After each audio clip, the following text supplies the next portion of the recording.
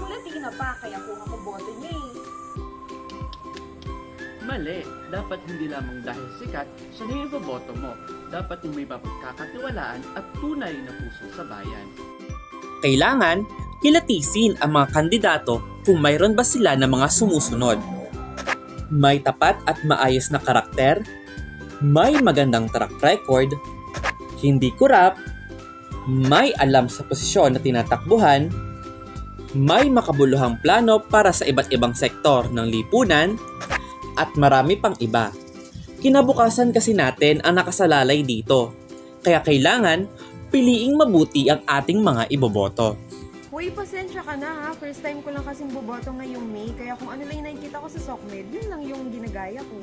Okay lang yan, kaya para mas maging maliwanagan ka kung sino iboboto mo, dumalo tayo sa Election Educational Discussion ng UPLB-PLS. First time voter ka ba?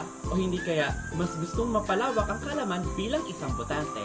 Tara na sa Let's Talk, an educational discussion on the 2025 midterm elections sa April 28. Kita-kits!